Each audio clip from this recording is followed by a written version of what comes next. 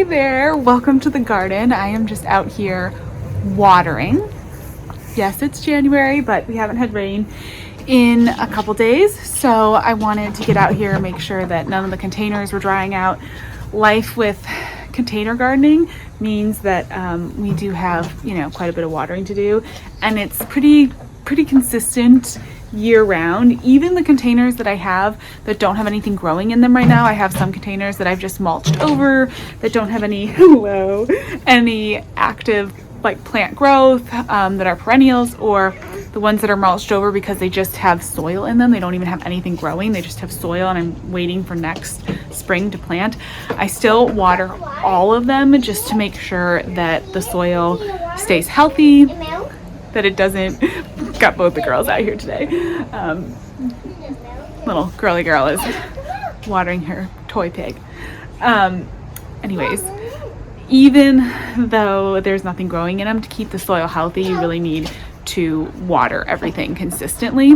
I also have some things like over here in this corner. This is kind of like my little storage area in the garden, but I have these hanging baskets and they've got vincas that grew in them this summer. You can kind of see, obviously that's a perennial that's dormant right now, but this area is so tucked away over here in the corner of the garden that it doesn't really get any rain to speak of, maybe just a little bit.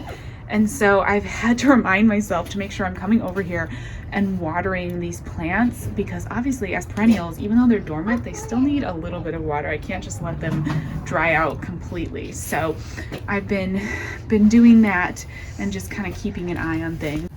As well as, of course, the seedlings in the greenhouse, those need water. I just planted all of that moss into those little containers, and so I want to make sure that the moss is really getting all of the water that it needs and it's not drying out as it's adjusting to being transplanted here in the middle of January. So it's probably not an ideal time. I don't know, I've never really grown moss like that. That's just wild moss, so not exactly sure, but I want to make sure it stays well watered, because I do know that moss likes to be damp, and so we don't want that to dry out. The other thing that I'm going to do out here in the garden today, I think, is take down the Christmas greens. I think it's that time. I wasn't sure how long I could get away with leaving the greens up, and while they have been so gorgeous and I love them, they're starting to get kind of brown now, and I'm sure it's only going to get harder and harder to take them down. They're only going to get more and more dry, so I'm just going to pull them down. It should be pretty easy because I basically just wrapped them around the arch. This is probably one of the simplest things to install. I just really wrapped it around the arch, so hopefully I don't even have to like come back out here and get up on something. I did tie it down in a couple places, so here's a little bit of twine, but that should be easy. Did I double knot it? No, I didn't. Perfect. That should be easy to take off. You can tell it's like already really breaking, so it's gonna make a big mess when I take this down.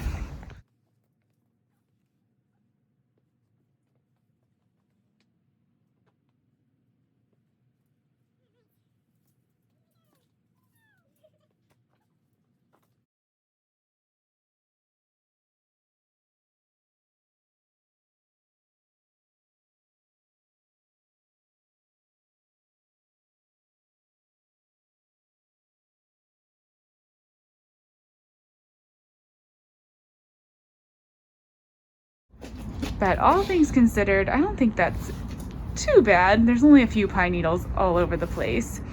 I'm keeping a close eye on all of these perennials. As I said, one of the things I'm making sure that I water are all of my perennials in containers. I added a lot more this year. This is one of my clematis. This is a still water clematis.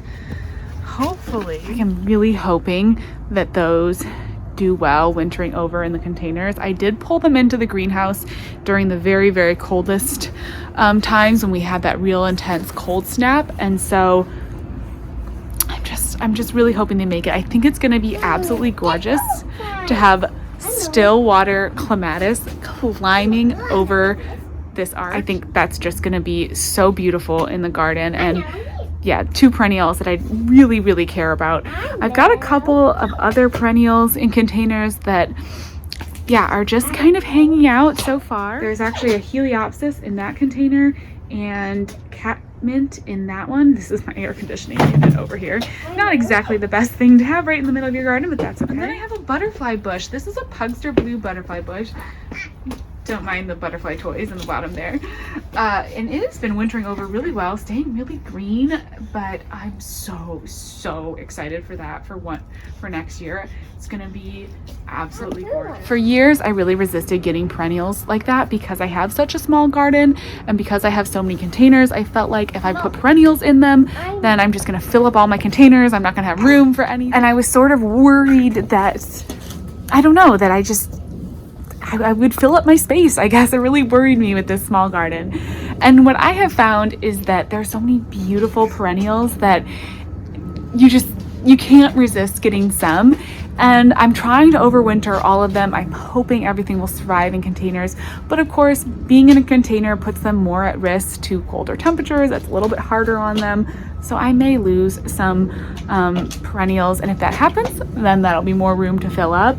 But there's so many good perennials that even in a small space, even in container garden, I think it's worth picking like just a couple of your favorites or something like that and throwing in a few perennials. Plus, perennials tend to pick up and really bloom in some of those like late summer times. And that's just about the time when you want to see something new and something beautiful and fresh in your garden. You know, you've had all the summer annuals out, they're doing really well, or maybe even lagging, but you're ready, I feel like, at that, I guess it's like what, end of July, when all of the coneflowers and the black-eyed Susans and all of those start blooming, and it's so nice to just have some of that perennial interest. So I ended up going I kind of had like a big late summer shopping spree this last summer, and I got a few different coneflowers. I got some Rudbeckias. I did end up getting the butterfly bush, and I got the clematis, and so I had a lot of fun with perennials. I'll probably tone down the perennial shopping this season because I don't have a ton of space, but I'm really hopeful to have a few of those really choice ones and just enjoying them. I'm gonna pack in a bunch of perennials. You saw me starting some perennials from seed. I'm gonna pack a bunch of perennials into the actual like land spaces in the garden this year. I want to have kind of like these like meadow sections where it looks just really full, and I'm just going to put a ton of the perennial seedlings that I start. It's going to be a little bit of survival of the fittest, you know. I may lose some of them, but yeah, I want to still really enjoy that. And I definitely think, you know, pick your like real favorites. And it's really nice, some of those perennials really pick up some work in that late summer garden. They really do add a lot. So I've got the two perennial sections. There's the one over here. This will be like next to the container pond. It's very much part shade, so I'm gonna put a lot of like black-eyed Susans in this area. I've got a couple coneflowers, all part shade things over here. And then this corner over here, you've seen it has the phlox and a few other things like that, also kind of part shade. And I did order a rose for this corner. I'm so excited. I went ahead and like got myself a little Christmas present and ordered a David Austin rose to climb over this fence. So that will be absolutely stunning. And then I'm gonna add in, kind of refresh this area. I had some black-eyed Susans. They've kind of gotten tired and sort of died a little bit. So any of the coneflowers or Rudbeckias that I've started, the black-eyed Susans that I've started from seed, will probably go into that area. And they tend to do pretty well with my like part shade situation because I don't really have full sun in these perennial areas, which does make it hard. So I have to utilize like the Heliopsis. I had to put that in a container because that baby needs full sun. So I did do that. But really fun container perennials and perennials in the landscape. So I'm so looking forward to seeing them really take off this year. Of course, last year was their first season, so the second season with perennials is a whole different ball game. When I bought that phlox, the first year it was like an adorable little pint-sized plant. It was very cute. It was very small. It, you know, actually had it in a different spot and it like fit into that little space. And then the second year I was shocked at how much bigger it got. In just that 1 year, it was all it took for it to just absolutely take off. So I'm expecting some good things from these perennials coming into their second year. It should be really exciting to see. For now, I am just dreaming about what they will look like, and I am dreaming about those clematis. Is Piggy bouncing on the row covers? I'm just dreaming about what that clematis. If that clematis turns out in the way that it looks in my head, you know, which is always the trick with gardening, right? You have the vision in your head, but is it going to turn out like that? But if it does, oh my gosh, it's going to be great. I'm also growing tomatoes on that arch, but because my garden is so small, we have to really pack things in. So anyways, I'm going to go take care of that, and I'll talk to you in the next video. Thank you so much. Bye-bye.